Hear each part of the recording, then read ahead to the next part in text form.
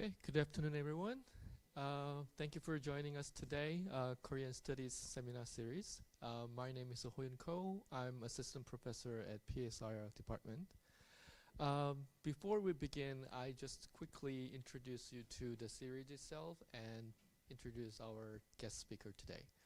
So Korean Studies Center is organizing a series of special lectures introducing Korean social and public policies with the generous support from Korea Foundation. So far in this semester, we have completed 3 seminars already, and then including this one, we have 4 more seminars by the end of January. So stay tuned with our email advertisement and also our social media. If you are interested in Korea, I think this is one of the best opportunity you can get in touch with top scholars of Korean studies and Korean social sciences. Well, without further ado, let me introduce quickly, his research record is not easy to summarize, as some of you already know. So I'm very happy to introduce you to Professor Myung-jae. He's Underwood Distinguished Professor at Yonsei University in Seoul, South Korea. He has tons of publications on government innovations and government restructuring, e-government, and the future of government. And his articles has been awarded as the top cited article in one of the top journals in the public administration. And he also served in many positions as a advisor and committee members and chairs related to South Korean government renovations and government restructurings. Today he will give a talk with the title of Digital Government and Global Digital Government and Good Governance in Digital Transformation Era, in which he will touch on a range of topics, including good governance, also digital technologies, and how we can use it to improve the social benefits as a whole. So I have no doubt that this lecture will be very, very insightful and will give us a lot of insights to see what will be happening in the future governments. So without further ado, please give a warm applause to Dr. Moon.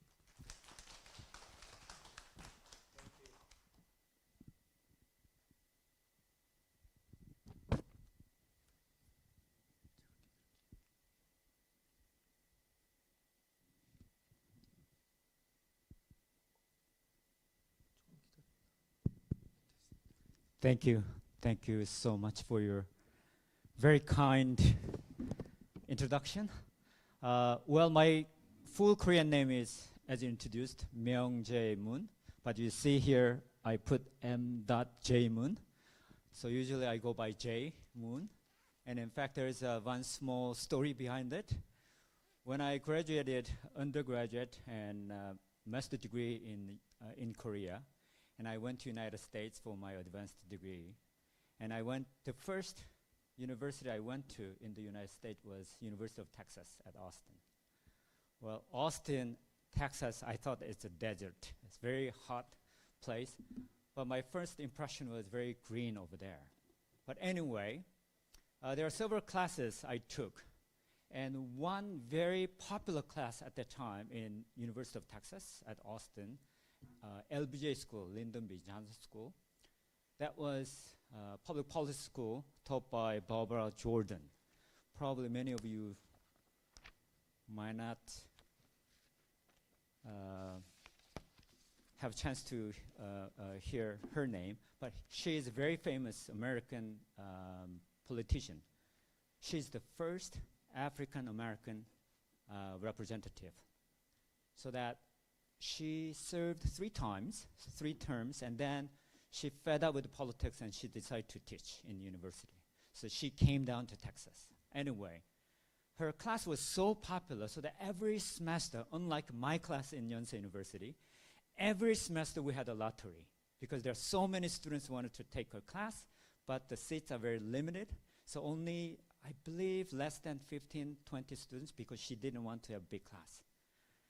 So very competitive, so that in the second semester I tried, I couldn't get in her class. Third semester I tried again, but I wasn't lucky enough. And then last semester before I graduated my master's degree over there, and I was lucky enough to get in a class. Beautiful class, and I enjoyed it. But the only problem I had with her was that she couldn't pronounce my name. Probably just like your name you introduced to foreigners, and then sounds like very odd. And Barbara Jordan, she pronounced my name like Mung, not Myung. Mung sounds very bad to Koreans. Mung, mung, mung, mung, you know, dog barking sound, or 멍청이, which translate into probably idiot. But I was shy international student at the time. So I just let it go, right? And then last session before I graduate, and then one of the students from, I believe, from Holland, she's sitting next to me, and then she nudged me like this, and then, oh, Myung, this is your last chance. And then, well, just I didn't want to bother her. And then probably 10 minutes, we really wrap up whole class. I raised my hand like this, and then she looked at me, and then, oh, Mung, you have a question. And then I said, no, I don't have a question. I have a kind request. And then she said, what is it? And I said, well, your pronunciation, my name is very strange. And of course, she was very, very embarrassed. So what's your name? I said, M-Y-U-N-G. Yes, I know your name, Mung. She tried 3 times and then kept saying Mung rather than Myung. And then I transferred to Syracuse, and then I put M.J. Moon. So since then, of course, my passport, my full name is Myung-jae Moon, still my official name, but I go by J. Moon because my grandmother and grandmother actually at the time called me J. But anyway, that's small story behind my name. Oops. Probably I spent too much time on my name. But anyway, it's great to visit here. I heard about this university. It's a NU, and then of course your first president. And to me, NU Noble University, and I heard that very selected, talented young people got into this program. I thought that it's a women's university because most of you are ladies. Well, in Korea, many good social scientists, particularly graduate school students, are female students. Used to be male-dominant departments, political science, public administration. These days, we have more female students. Well, this is me, believe it or not. When I was dean, oh, by the way, I'm not dean anymore, I stepped down. But anyway, when I was dean, the university published several magazines, and then the university professional photographer actually took it. So that since then, I use this one for my introduction. Anyway, just a short introduction. I was selected. I don't know why they selected me, but I was one of the world's 100 most influential people in digital government. Korean government has been putting a lot of money and efforts to advance digital government, electronic government. 2027 and 8, I was selected, and 2017, there were 3 Koreans were selected. One minister of Interior and Safety, which is in charge of Korean digital government. And then second one is City of Seoul Mayor. City of Seoul also really putting a lot of efforts to advance e-government.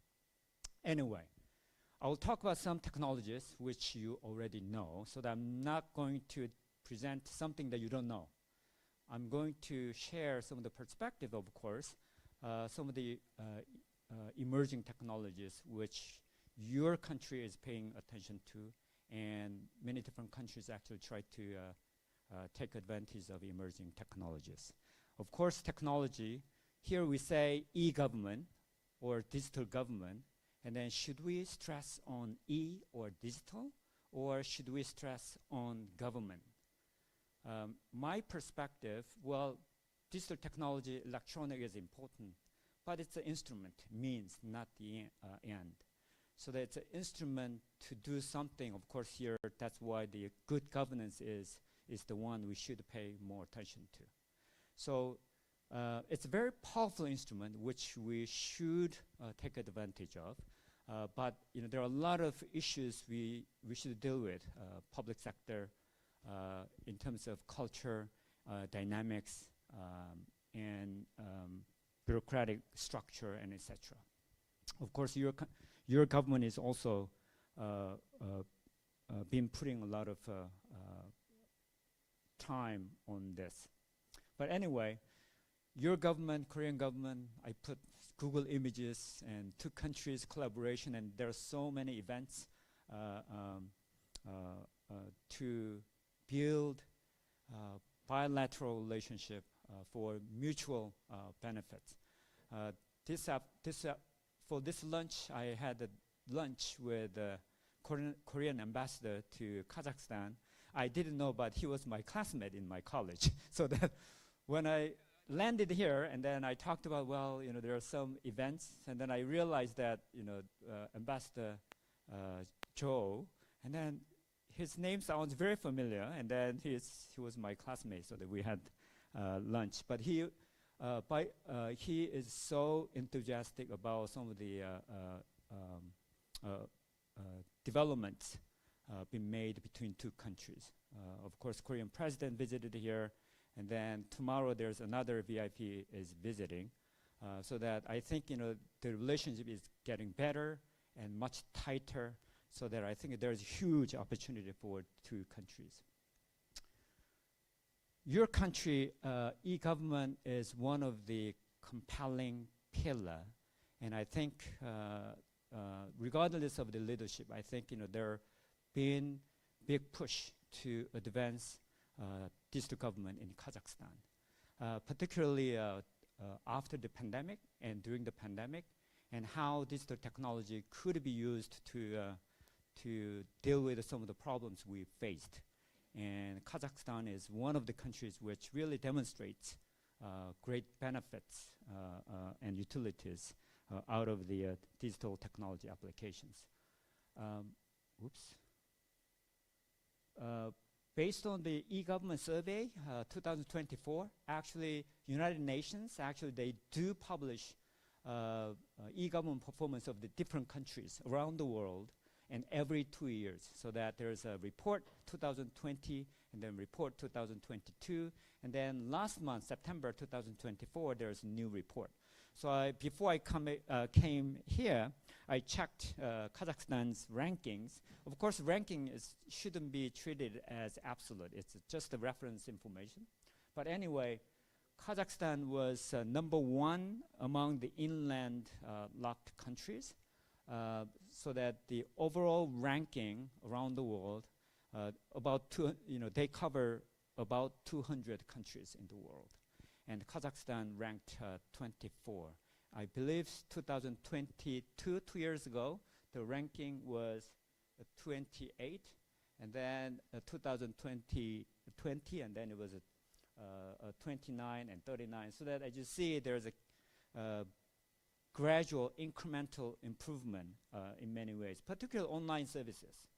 Of course, there's development in information infrastructure and human resource development. Those are 3 major pillars which really compose the e-government performance index. Again, this is not really absolute one, but it could be a piece of reference information which really covers some of the performance in digital government. These are some of the things that I'm sure that you know much better than me, and some of the things being done. Kazakhstan is really demonstrate high achievement among the inland countries, in CIS countries, and particularly online services, as I mentioned. Well, but digital technology is advancing, and early part of this year, I had a chance to visit Las Vegas to participate in CES. CES is Consumers Electronic Shows, which is the largest global demonstration of different electronics and new technologies. So the number of governments, as well as, of course, private sectors, leading big tech companies actually try to share their new products as well as future products. So that's of course, you know, there they have flying cars and all the future products as well. But anyway, the overall theme this year was all on, all together, which means all on and all together, so that not only private sector, but government, nonprofit organizations, and educational institutions like NU should work together to solve the problems, social problems together. And the highlight was on AI. I'm sure that you have a chance to use ChatGPT 4.0. But here, one of the first writings that I had in my professional career, I had one piece on e-government, the evolution of e-government among municipalities, rhetoric or reality. At the time, that article was published, I believe 2000, so that 24 years ago. At the time, e-government, digital government was discussed among practitioners and scholars, so that people say, well, electronic government, e-government will be the very powerful image of future government.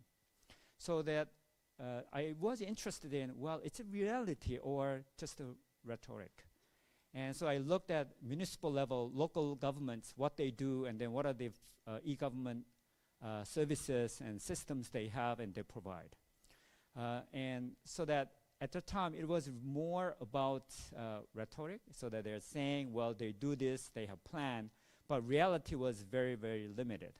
But after 5 years and then 10 years since the article was published, of course, that becomes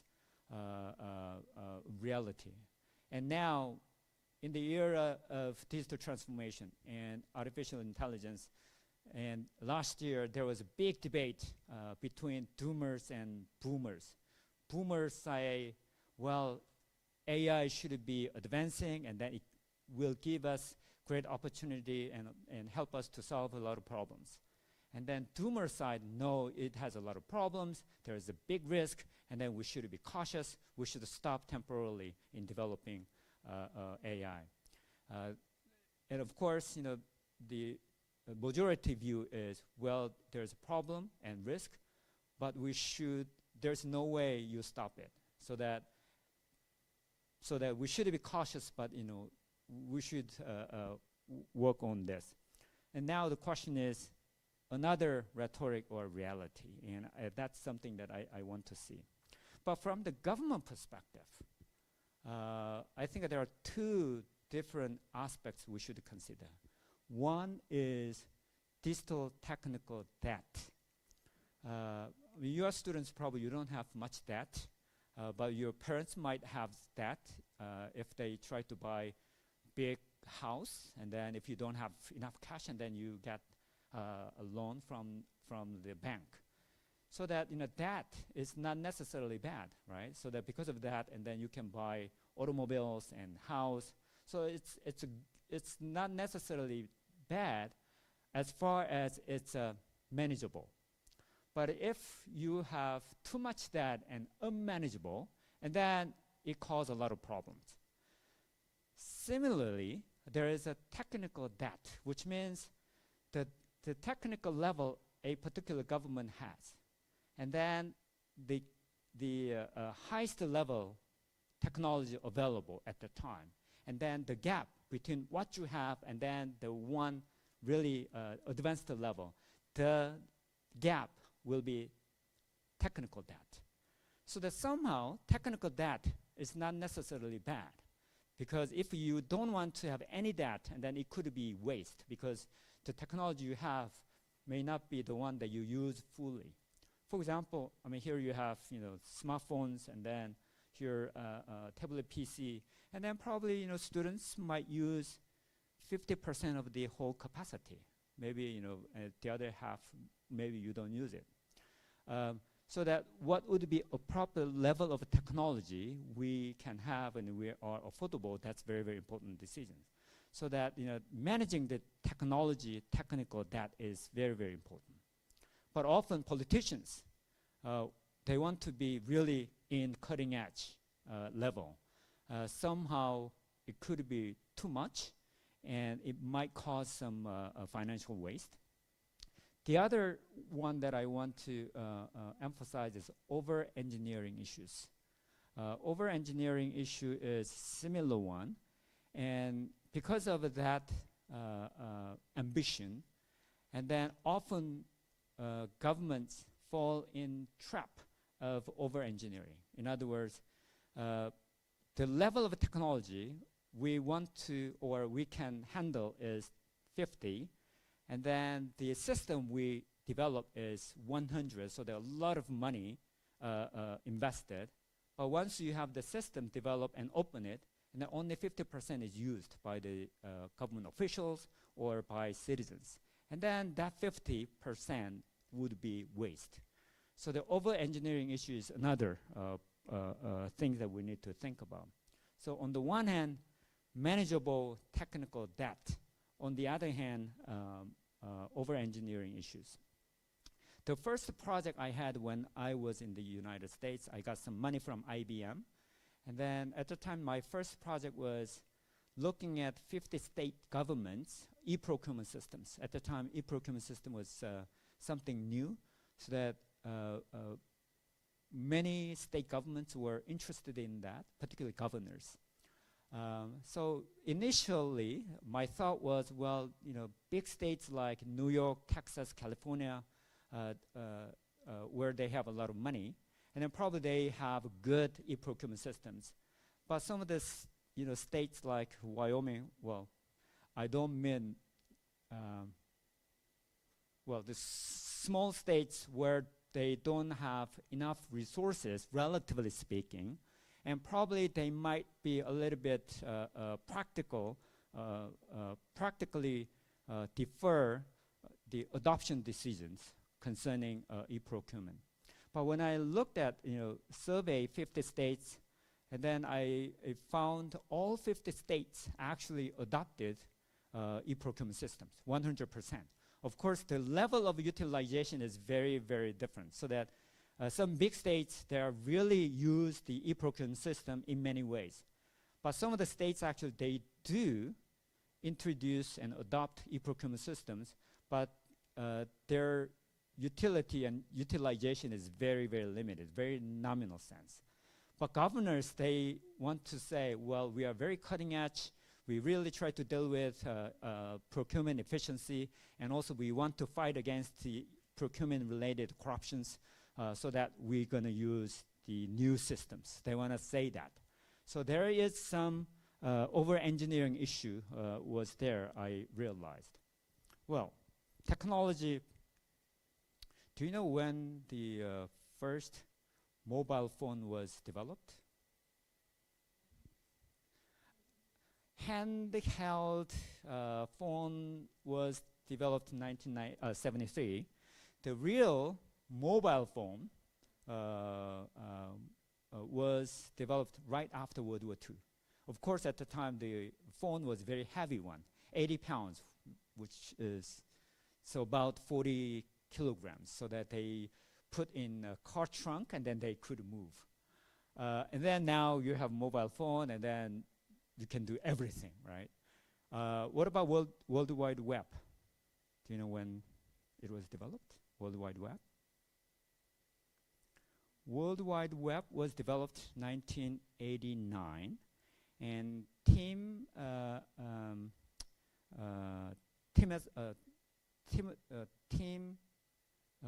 Timothy Lee, yeah, and he is British.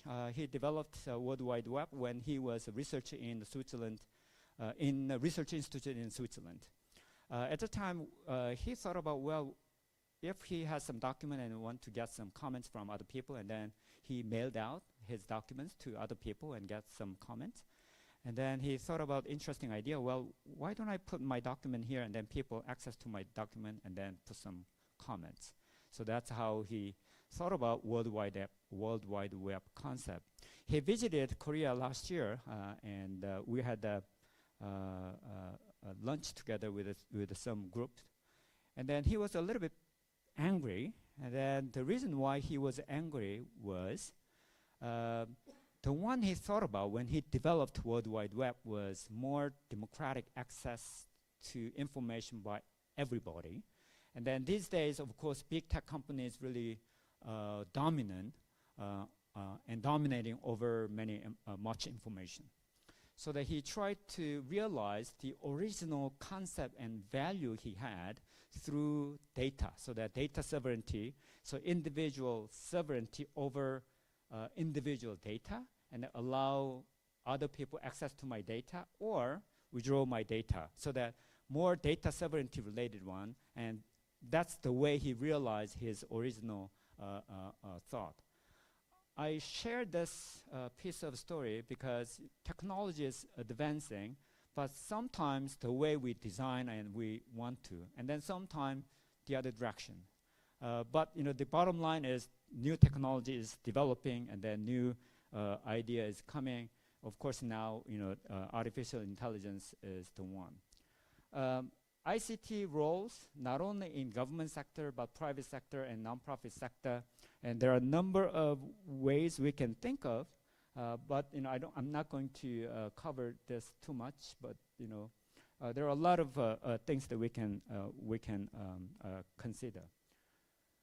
Every country, not every, many governments and many corporations, they do care about digital transformation. Of course, Kazakhstan government also care about digital transformation.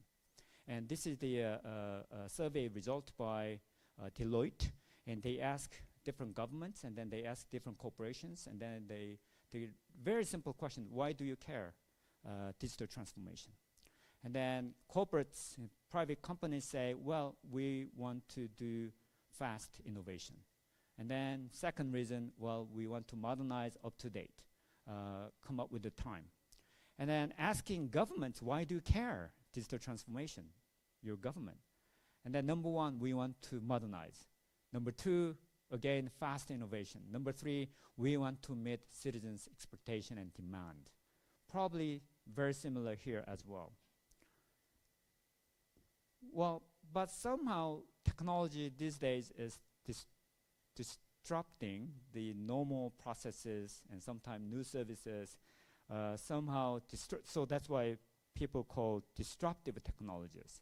And the way we perceive technology in a positive way and pessimistic and negative way, maybe somewhere between, depending on how you perceive technologies. Whenever you have new technologies, and there are different perspectives, and it's really depending on the way people think about society, the way people think about technology. Take a look at this one. Do you know where it is? Maybe some of you have been there or want to be there sometime. This is, well, the hint is this is Australia. Bondi Beach in Sydney. You're from Australia. So that, if you go, I'm sure that you've been there, Bondi Beach, right? So if you go to Bondi Beach, and then there's a swimming pool, of course this is a Pacific Ocean, right? And suppose that you are swimming in the swimming pool in Pacific Ocean, or if you are outside of a swimming pool, and then it's a very different story, right? If you are inside of a swimming pool, and then probably you can just, enjoy and drift around here and there, and probably you can listening to music, or you can talk to your parents, like this child is. If you are outside of a swimming pool, unless you are really, really good swimmer, just like Professor Ko, I heard that he is very, very good swimmer, or if you are a good surfer, unless you are like that, you're going to be in big, big trouble. And digital transformation is something like being in out of the swimming pool.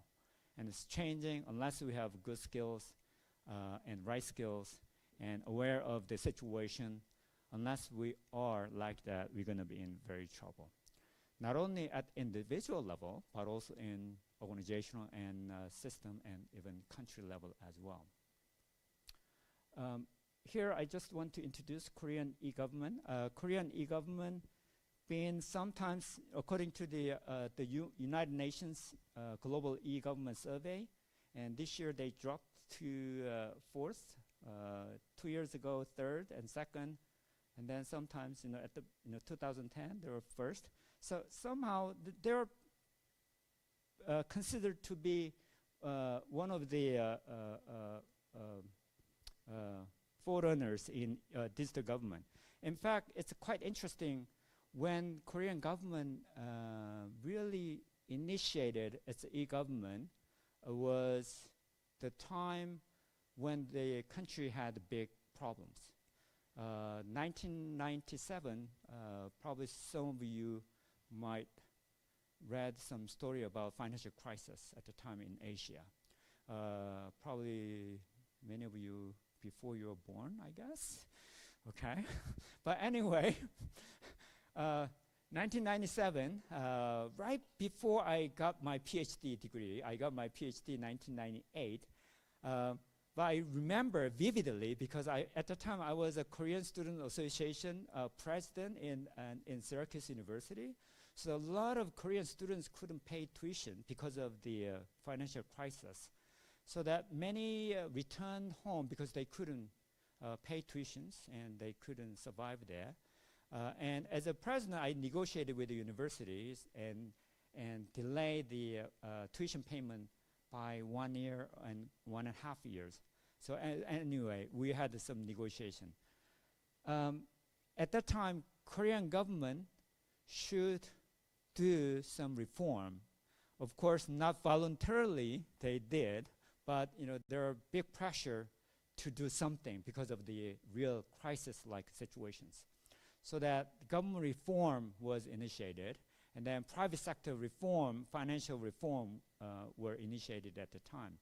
And that time, e-government was presented as a way to reform Korean public sector. And I think it's interesting because, well, it's a big innovation and then not really grand design.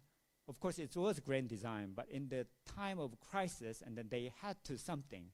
And then, luckily, e-government was presented as a one. There are a lot of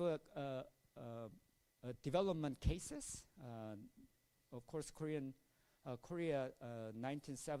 late 1960s and 70s, big Korean industrial growth and strong industrial policy, big push, and transfer from light industry to heavy chemical industry. Anyway, education reform, industrial policy, healthcare, welfare system changes. A lot of cases been stored in KDI school platform, which they call K-Developedia, so that Korean Development Encyclopedia, probably that's the acronym they use. I wrote a piece on evolution of Korea's e-government, so there's some story about how Korean e-government started and then how they make some advancement. And I checked how many people actually view that story. And of course, many government officials look at that, foreign government officials view that. And I found that more than 500,000 people, government officials, I believe that's mostly foreign government officials, they're interested in Korean digital government. The first time that Korean government actually introduced computers was 1967. And at the time, they imported one computer system from IBM, IBM computer 1401. And I saw one photo actually when they imported IBM computer. And it's like, they're escorting VIPs, president or prime ministers from other countries. All the motorcycles escorting that computer on the truck. And then they thought that's, really, of course, that's an important one at the time. But anyway, it's a very funny photo from today's perspective. The reason why Korean government imported that IBM computer was, at the time, all the census data, they calculate and then process them in manual way, but they thought, well, we should use computer, and then they decided to use computer and then introduced the IBM computer to process that data and statistics. And that's how people really looked at Korean e-government, the first start of Korean e-government. And then the day they introduced that IBM computer, and then they put the Digital Government Day. And now every year they celebrate Digital Government Day.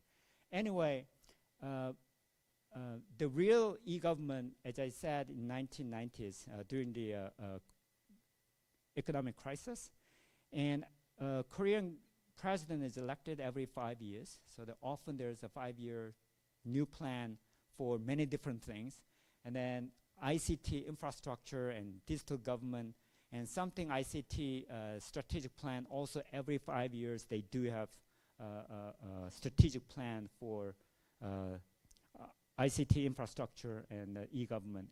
Of course, they use different names. And then this administration, they also coined another term called digital platform government, but somehow they're very similar in many ways. Well, I'm not going to look at this one, but some of the system I want to share, which really demonstrates some of the basic concepts.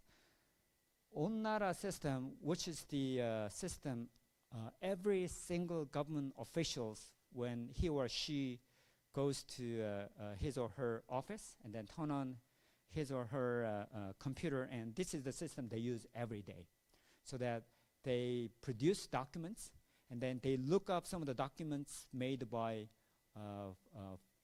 people who move to other places, so that if he want to get some references, and then he should look at last year's documents, and then this is sort of knowledge management systems, so that they look up different documents and different versions. It's very, very important because usually in government, because of the accountability issues, some of you are from public policy programs, accountability is very, very serious one. And so that in many times, version 1, 2, 3, and final version, and then what you have in the system used to be the final version rather than first draft, second draft, and third draft. It's very critical because if there's a big change from second draft to third draft, and then if there's some problem, and then investigators are going to say, oh, who made that change? And then if the change wasn't that good one, and then somebody should be accountable, so that to avoid that risk, usually it's very common to save the last version rather than draft 1, draft 2, draft 3. So that ensure the accountability, and government try to make government officials save all different drafts whenever there are changes, and then there are different versions in the system. Of course, I don't think they really do that 100%, but system really help to do that at least. And also decision making, and also evaluation, performance evaluation, so that all the things been happening in this particular system. And the other one is, and I'm sure that Kazakhstan government does that too, Korean government's putting a lot of money every year on social welfare program. So there are more budget to different social welfare programs. It's good. On the other hand, you allocate more budget on that category, and then one concern would be, well, do we spend money in the right way? And then let me just give one short example. Suppose that there is a low-income family support, and then low-income family, as far as they are proved to be low-income family, and then they are eligible for low-income support from the government, so there's some financial support from the government. So think about from the perspective of government officials, if you are the one who decides whether he's eligible, she is eligible for low-income support from the government, and then the document you look at is income information. And then what they found was there are some of the people who received low-income support from government, and then they drive BMW, and they drive, Mercedes-Benz, and then they go to other country and play golf all the time. And then, there's something wrong. So now they really try to put different pieces of information in the systems, like where they live, what's the income, pension, property tax, what kind of cars they drive, automobile informations, and then what kind of, how many international travel they do, so the immigration information, all different kinds of information they put together. Of course, privacy is very, very critical, so that whenever the one who has authority to look and check the information should have the access. But anyway, when government citizens look at only income information and make decisions, and then now they look at all related different pieces of information, and then make decisions. And it's very obvious what help government more efficient. Well, it's easy to say, well, linking information, right? But if you ask government officials, what's the last one you want to do? Is, well, the last one I want to do as a government official is sharing my information with other agencies. And they don't want to share information because information and data they have is the source of authority. So it's not easy to do that. Even if you take one step further, sharing public information with financial institutions, non-governmental organizations, even it's more challenging. Let me give another example. There's some financial advantage, benefits to handicapped persons in Korea. So that if you are handicapped persons, and then private banks offer much higher interest rate on your savings. So that to get that benefit, you should submit and prove that you are handicapped persons. And who issued the handicap certificate? Government. So here again, if that piece of information can be shared with the private bank through digital way, and then they don't have to go to local office and get the certificate and then hand it over to private banks. Great idea. But when we try to discuss this one, do you know who really opposed to that idea? Who? Banks? Handicap interest groups. And then they, well, it's very sensitive information, of course. So that, well, if somebody, bank, access to that sensitive information, oh, they don't want to do that.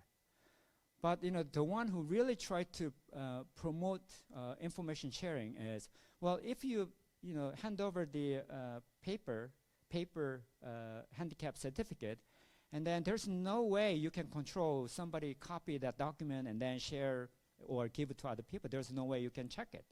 But if you have bank to access that information, and then there's digital log so that you know exactly who and when access that information. So that you can make it more accountable. So that here, there's some concern and how you solve it. It's a pretty complicated issues. Well, take a look at this one. So after finishing your master's degree or even bachelor's degree or PhD degree, you'll get a job, and then if you have a job already, and then, I don't know, you are here or there, and then, on the top, of course, everybody wants to be sitting on the top positions and graciously looking over the subordinates or the staff members. So the people in the bottom, they think that, well, they do all work, but all the blames I get from my boss. And then the people on the top, and then, well, the people in my staff, they just work, 8 to 5, and then they go home, they can relax. But as a, people on the top, and I'm 24 hours working, and then if I go to party, and then it's not for enjoying, I just networking, that's another part of the work. So the perspective is so different. And now the question is how you really deal with the communication issues with digital technologies. And then here another one. Here Andre is working very hard, and all other people watching over Andre make sure he is working very hard. Of course, it's a lack of human resource management skills. And of course, it's very sarcastic photo. But somehow, is there any way digital technology can help us to enhance the human resource efficiency or resource efficiency? And take a look at this one. This is cemetery. And there are many tombstones. And then tombstones, there are some words that you really like. Truth, efficiency, service, accountability, integrity, public good, honesty. Those are something that we always say we are doing public service, working in public sector, and then these are the values that I want to achieve. But people outside, they think they're all dead. So there's a wide gap between what we believe we do in public service and then what people think civil servants do in public organizations. And is there any way to narrow the gap? So that, again, this is another perception differences between government officials and citizens, just like in organization, perception gap between people in low rank and then people in the top rank. And another issue is that we are, as we experienced pandemic, we are getting very tough so-called VUCA problems. And the challenge would be we will have more problems like that. But sometimes, policymakers, they're talking about different solutions, but not really necessarily making timely decisions. And that's what we call NATO. NATO stands for what? Yes, no action, talk only. Sometimes, we try to talk about some of the solutions and alternatives, but not necessarily making timely actions. And now here again, digital technology, is there any way we can do that? And there are a lot of data analytics actually help us to do some good decisions. Of course, there are still a lot of issues. It's time to wake up. And then here, I want to introduce this very interesting animal. This animal is Komodo dragon. In Indonesia, Komodo Island, Komodo dragon survived there. Komodo dragon is the largest reptile in the world. And then they survived in Komodo Island. They're living in island, which means that they cannot move one island to another island. But they survived, the huge reptile. And several years ago, there's one interesting article published in Nature journal, and they found a very interesting thing. The Komodo dragon, just like many other reptiles, and they lay eggs. And they lay eggs, and there are two different ways. One is male Komodo dragon and female Komodo dragon mate together and then lay eggs. In that case, half of the eggs will be hatched to baby male Komodo dragon, and then the other half, baby male Komodo dragon. And then the second way is secret. And then that's without male Komodo dragon, female Komodo dragon only can lay eggs.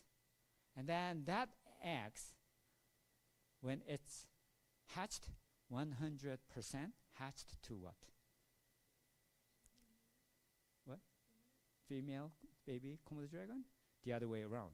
100% male baby Komodo dragon. And they wonder why. Of course, we don't know. We cannot ask Komodo dragon why you do that.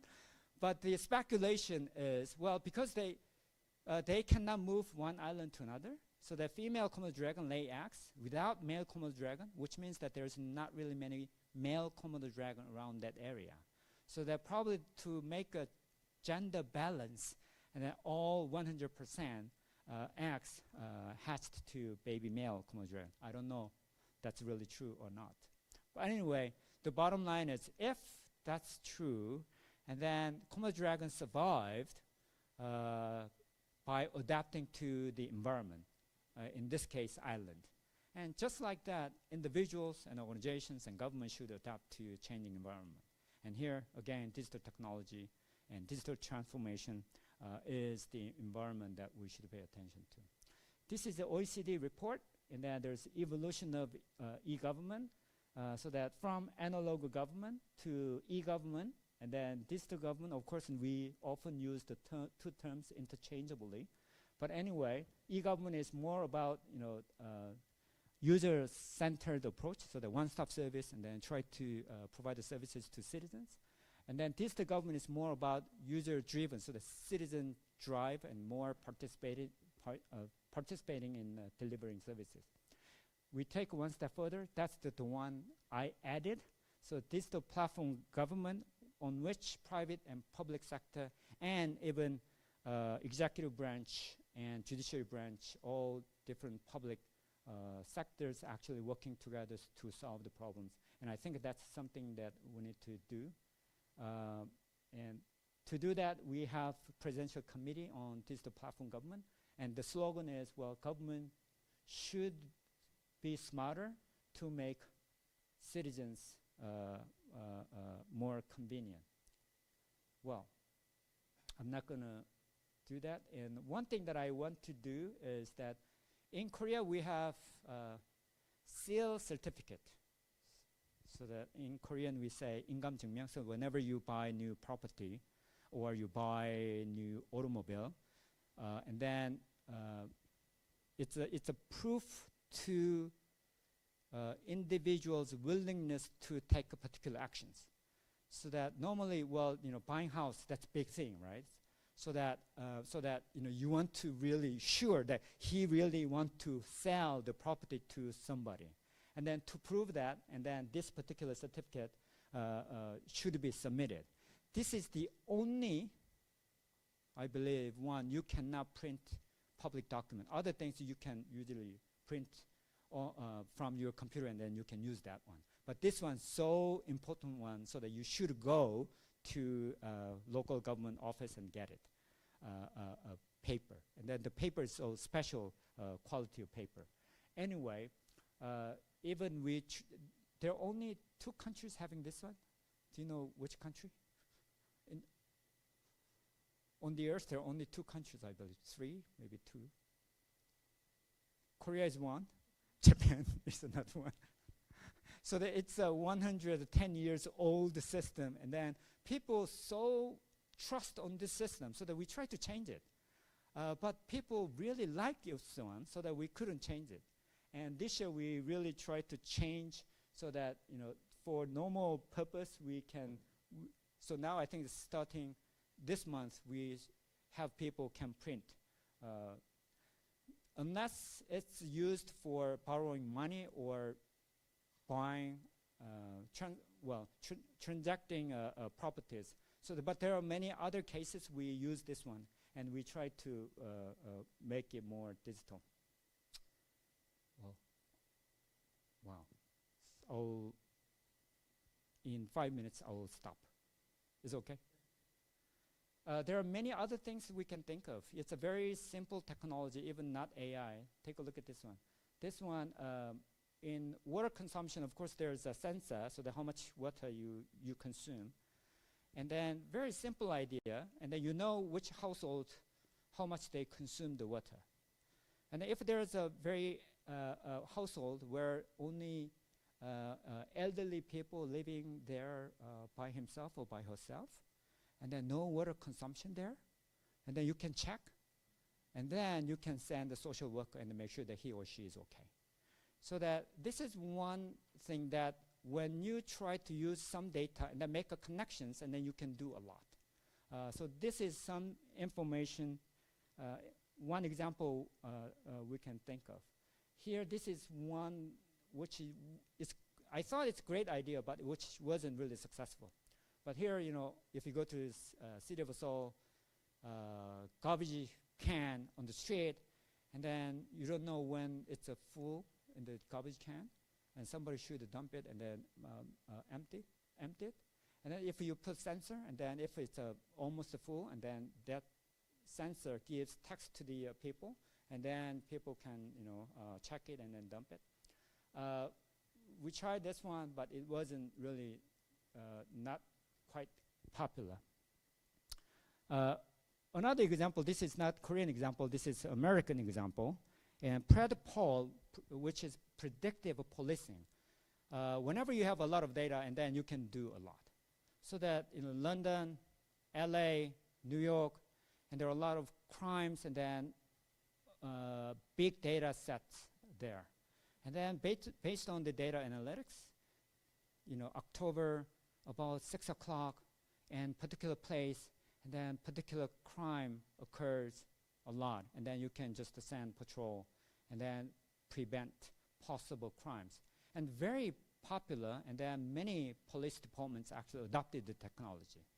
And then LAPD, Los Angeles Police Department, decided not to use it. Though it's very, very effective, but they decided not to use it 2 years ago. Do you know why? It's very accurate, very predictive.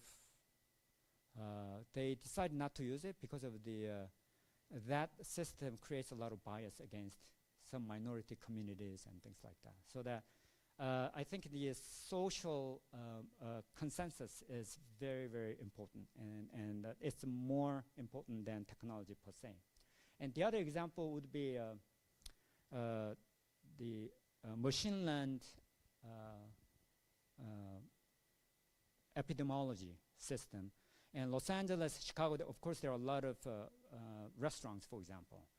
And then to avoid any foodborne illness, and then they check the restaurants, so the inspections, of course. So that they compared when they send food inspectors to restaurants, and then machine learned epidemiology system, really looking at all the social media data, mobility, people's movement, mobility data. For example, Yelp, when people say, oh, this restaurant is great, delicious, oh, this restaurant very dirty, I got sick, a lot of information. And then based on that analytics, and then they send food inspectors. Traditional way, based on individuals' knowledge and experiences, and then go and check restaurants, and they found 1 out of 4 problem and unsafe, so that 25% unsafe. And then machine learned epidemiology system, and 1 out of 2 they found unsafe, so that 50%.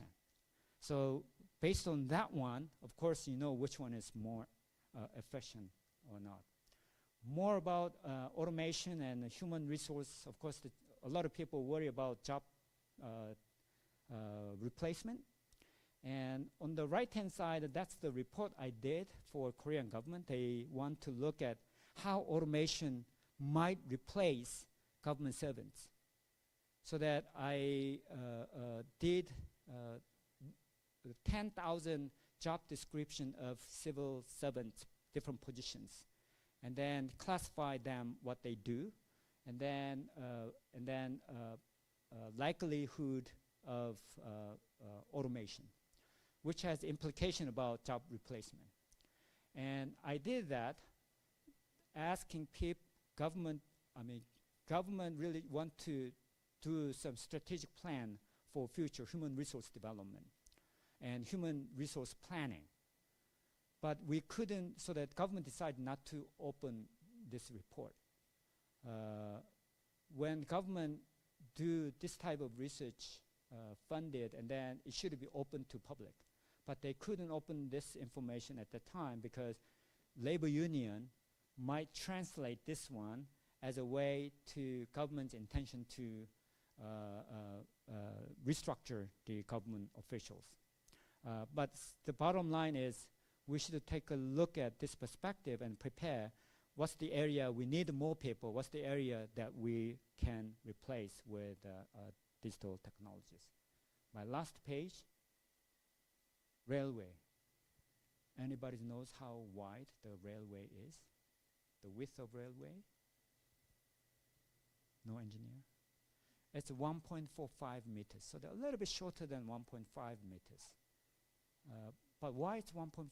Why not 2 meter? If you have a 2 meter railway and you have much bigger train. Before we invented train, we had horse wagon. And horse wagon, the shaft, which links two wheels, that's 1.45. And then later, train became 1.45. And why horse wagon shaft is 1.45? We should go back to Roman era. Roman era, Roman chariot, they used 2 horses. That's the popular one. And sometimes they used 3 horses. The popular one is 2 horses. two horses hip together, that was about 1.45. And then horse wagon 1.55. And then train, railway became 1.45. Rocket, space shuttle, they have big, huge engines. 2 engines, 3 engines, sometimes 4 engines. The diameter of engines, how long would that be? Again, 1.45, yes. Why? They should carry very carefully by train. Of course, exaggerations, right? But the point I try to make is, well, Roman chariot 1.45, horse wagon 1.45, train 1.45, and rocket engines 1.45. Something we don't want to change. Kazakhstan's culture, tradition, you don't want to change it. You want to pass over to next generations. But something that we want to change and upgrade is capacity and power. And I think the technology would be one instrument. Of course, it might not be the instrument, but it could be one powerful instrument we can think of. And here, my last one. Einstein's words, not my word. Life is like riding a bicycle. To keep your balance, you must keep moving forward. Probably artificial intelligence, doomer side and then boomer side. We need the balance, benefits and risk, positive and negative.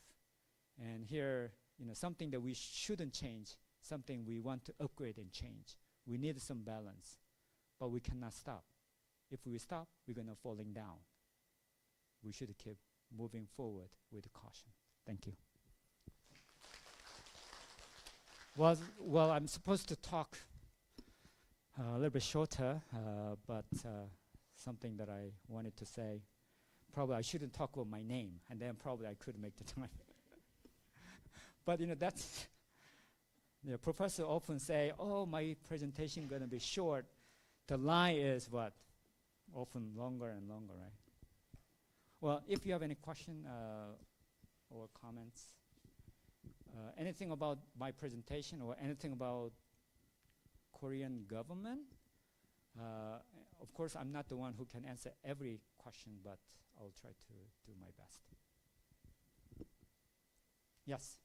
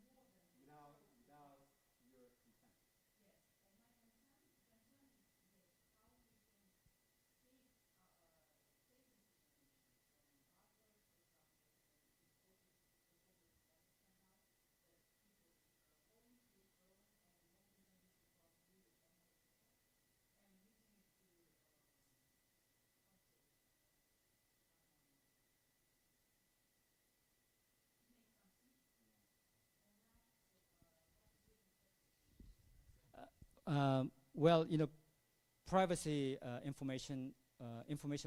privacy protection is one critical, and that's the thing that there is not really one single answer. It's a societal decisions. Let me give one example. A long time ago, Korean government had a plan to have a digital ID. And then at the time, technology was there, but Korean government couldn't introduce digital ID because of the concern raised by many civic organizations who really want to protect privacy. And now mobile ID is coming here now, so that, of course, voluntary basis, people have driver's license, mobile ID, and have planned to have mobile ID, passport, etc. So now people sort of get into that and then more willing to do that. Let me give you another example. I thought it's a very funny and, well, funny while serious example. I cannot tell which country, but there's one Caribbean countries, and they wanted to introduce digital ID system. Digital ID system, and then they want to include many different pieces of information in digital ID. Of course, usually, your blood type, your gender, and so that basic information. And some countries, they want to have, the bank information as well. But anyway, that Caribbean country want to have foot size information. I thought, why foot size? And then think about, the Caribbean countries, there are a lot of beach.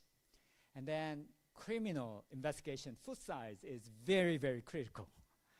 And then that really creates a lot of social attention. And so that there are, I think, 20 different pieces of information, but that foot size, footprint information was really the one highlighted. And then there's big debate, and then so that idea couldn't pass through the legislation, and then that footprint is omitted, and then they passed that information, that legislation. But so that I'm saying this is really depending on country. Another example would be CCTV. If you go to London, Seoul, you have a lot of CCTVs. It's very effective in preventing and investigating criminals. But if you go to some other countries in the Northern Europe, and then there's not really many CCTVs. So it's really societal consensus. Going back to your point, well, probably for the convenience of a lot of services could be handled by banks.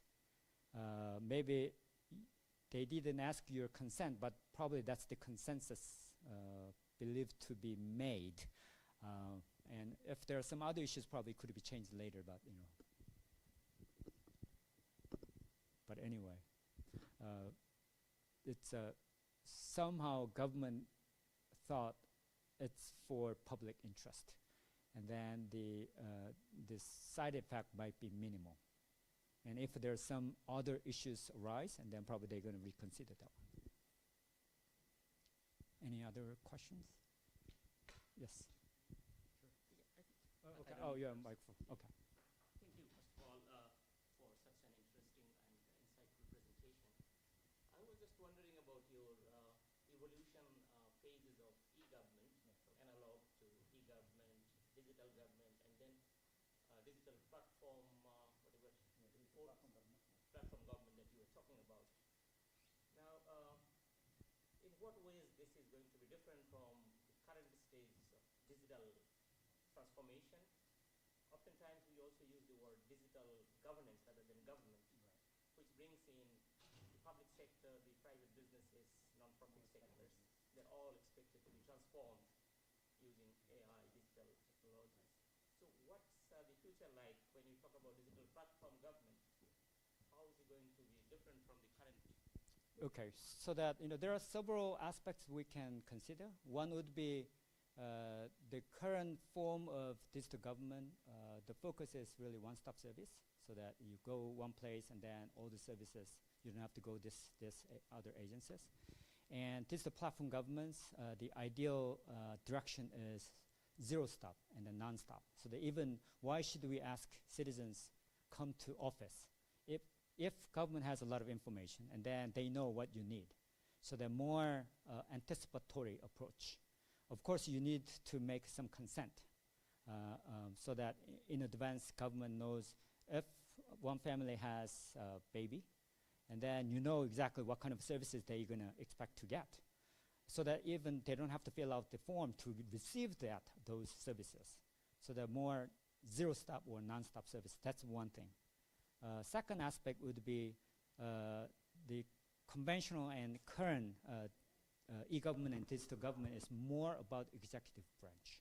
So a lot of information sharing is among different agencies in in executive branch or central and local governments. If you go to Korea local government office and there's a kiosk, you can get a lot of public documents. Always there are 2 kiosks. Why? It should be 1, right? But it's one is executive branch government. The other one is court. And family certificate, for example, adoption information, that's not handled by executive branch. That's legal, and then court. And court, actually, judiciary branch is so conservative. You say executive branch is conservative here, super conservative. But from the citizens' perspective, they don't care. It's an executive branch or judiciary branch, as far as I get the right document. But they are different seats, right? So here, gear, so that shifting from more executive branch focused, now, well, whole of government, including executive and judiciary. So that digital platform government, now we have people from courts, and then they work together, and then how they really share the information. So that's another one. And the last one would be more data analytics, so that not only government information and data, but also data produced and handled and managed by the private sectors. For example, there's one system in Korea which handles more than 8,000 different information. 5,000 are from government statistics and government information. And then 3,000 are private sector information. And they try to put together. And what the purpose is that it's more like early warning system. So that based on data analytics, if there's something strange, and then just like in what the machine learned epidemiology systems. So that based on data analytics, if there's something needs some attention, and then they give a warning, and then flag, and then government official or policymakers can give more attention to that. So that those are more sort of anticipatory, and then more whole of government in a much broader sense. So that's something that changed. Yes. Thank you, Professor Moon. And my question is maybe not related with Kazakhstan context. Nowadays, there are some societies which getting into the aging society, and so how do government deal with the relation between digitalizing their services with the senior society in which people may be getting old and they are not very, let's say, digital literated. Yeah, so this is something that I'm yes, concerned. that's so that digital literacy is very critical. So that there is a digital divide issue is very important issues. So many countries care the people who are not in the even level of digital literacy, so that elderly and then people in rural area, and they try to get better access and same level of digital knowledge. So they provide a lot of extra training programs. For example, my father, he's approaching 90, and these days he doesn't do any longer, but when he was 70, and then he went to local government program where he learned how to send emails and then even Photoshops. So that program, of course, partially funded by the government, but tried to help those people who in need. There's always offline access. In other words, of course, digital by design, so whatever you can do by digital, and they try to build that system through digital services. On the other hand, those who are familiar with, not familiar with the digital, and then they offer the traditional way, they do that. But if you look at some other countries, Denmark, the global e-government survey, Denmark is #1. And then their approach is very radical to me. The one thing good is every adult, they should register their bank account, so that if somebody is need to get some financial assistance from the government, just like low-income support. And Korean case, and they will ask what's your bank account or some other way. Denmark, they don't ask because they already bank account is registered, so that digital by design principle is applied. My friend who does research on digital government, and then one day he showed his the government portal, and he's used his ID and then password authentication and access his portal, and then just suppose if I get divorced, you know what I do is I apply divorce, and then if my wife agree, boom, and then process starts.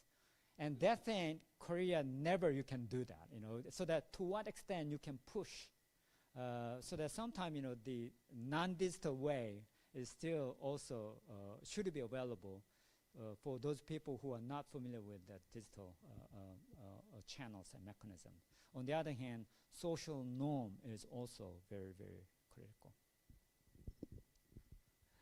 Okay, so thank you, Professor Moon, and thank you everyone for your wonderful questions. So let me wrap up this seminar today, and then I will keep you posted about the following seminars as well. So thank you everyone, have a good evening.